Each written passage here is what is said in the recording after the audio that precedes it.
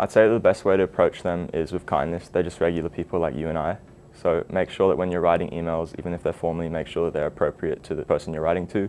As well as that, make sure that on Moodle that your question isn't already asked before, so that you can check if it's already there and available. So there's always been a stigma that teaching staff are just way too busy to answer questions, but I find that if you just take the time out to approach them, they're always really appreciative that you've asked a question, and they're always more than happy to help. So depending on their position, just be clear and respectful. A lot of tutors will have office hours that aren't always utilized, so make sure you try to get them. And don't be afraid to nudge them if you haven't heard back in a week or so. They could be busy, and you could also contact your course convener. Don't be afraid to ask questions. So I find the best way to approach them is to email them.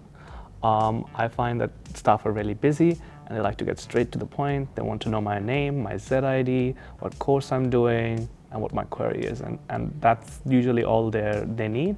They're usually very lenient otherwise. It's definitely not true. You are actually encouraged to reach out to your supervisor, lecturer, or course convener wherever you have problems. At the end of the day, they're there to help you. They're not there to critique you. Even though they are marking your assessments, at the end of the day, they're there to help you and make sure that you do as well as you can. So while you're here and after, the university is here so you can do your best. I've personally asked for help from the international advisors when I needed to elongate my degree due to COVID. I've also gone to the student success advisors just for emotional support, and I've gone to faculty advisors who've helped me map out my whole degree. I only wish I went to them sooner, so I know that it's hard to always know when you need help, but don't be afraid to ask. So firstly, it's totally okay to feel slightly daunted or shy to make friends. Everyone feels like that. For me personally, I found that just talking to people that were in my classes or that we were doing group work with really helped, because we all were kind of studying similar majors and we all had similar interests. It's typically normal to be shy at uni. Most people are. Coming overseas for the first time, I really didn't know anyone. The great way for me to meet people was to go to Yellow Shirts. Typically everyone there is there to have a good time, there to meet people and develop their own skills. So for me, that is the best way that I've met people, through being shy, and that has also helped me reduce my shyness and also develop my own confidence.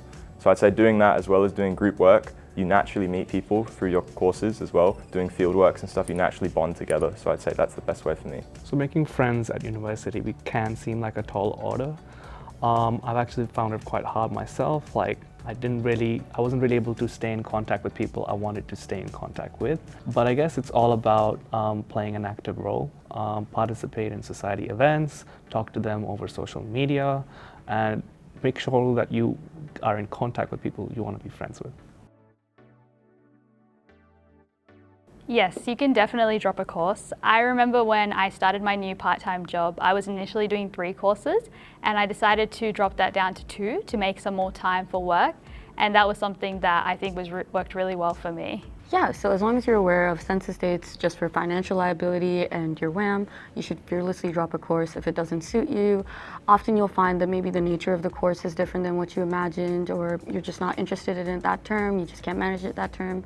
I dropped a course 3 times because it didn't suit my schedule, but then the 3rd time I did really well because it did. So it depends. I really recommend kind of doing an internal check with yourself every semester to see how you felt, whether you enjoyed the subjects that you did and whether you can see this as a career for you to pursue. I would also really recommend talking to your teachers and your professors, as they're all professionals within the field and they can provide really great advice. So obviously there's many ways to assess this, and you should consider if it is relevant to you. I am very interested in neuroscience, that's what I studied, but it's both very niche and broad in terms of getting a full-time job. And you might hear of a lot of stories where you studied something that isn't what you went on to work on, but your experience could still be valuable. One way to help yourself out is to look at course outlines and see if those course aims match the skills that you're looking for. So it ultimately depends on you. You have to weigh the outcomes of your degree with where you want to be. And if that doesn't match up, it's very important to consider changing your stream, your major, your course, and even dropping out of university if you must. I think this is really dependent on the person and your time schedule. For me, I really benefited from exploring volunteering opportunities at uni as well as outside of uni and part-time work related to my field. So if you have the time, I'd say go for it, but if you don't, then focus on your studies at the moment.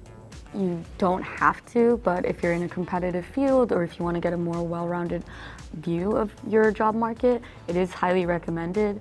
I had a job as a student psychology support worker, and I think I learned a lot more than I would have if I just went to class.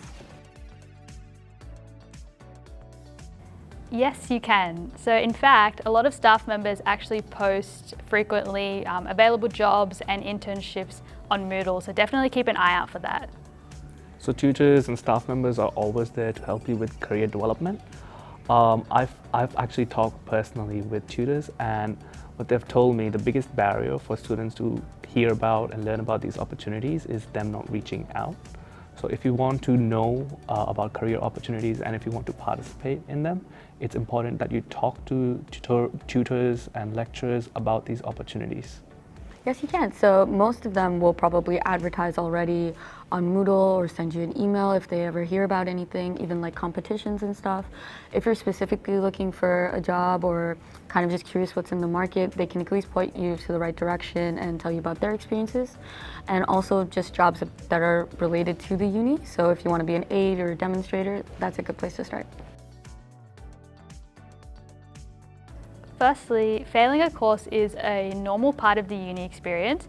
I would recommend trying to see why you failed the course. Was it too much workload? Did you not understand the content? Did you not ask enough questions? And try to address some of these things if you decide to retake that course. So I believe that failing is a perfectly regular and normal part of learning. You have to be gentle with yourself and try to assess what led up to that. And you may be one of those people that want to do it the next time that it's offered or take some time and do some other subjects before you do so. This is a great opportunity for you to see if you really like that subject or if you want to maybe give feedback on why. But just be aware of how many times you can repeat a subject. So there's a few options if you fail a course. One of them is if you feel it's unjust after receiving your final mark, you can always submit an appeal for it. Alternatively, if this is going to significantly affect your future progression of your courses, you can seek out Nucleus Hub to work the structure around that. At the end of the day, although no one wants to fail a course, you can repeat it up to 4 times. Yes, you can definitely do part-time work while you study. I personally wouldn't recommend doing it in your very first trimester, just because you might need some time to kind of adjust to uni. But after that, if you feel like you can manage your time, then yeah, you can definitely work. Yeah, so it's totally possible to work part-time if you want to. I've had a few jobs in retail and positions at the uni as well. Because your employer knows you're a student, it's really great that most of them will want to train you and understand your schedule.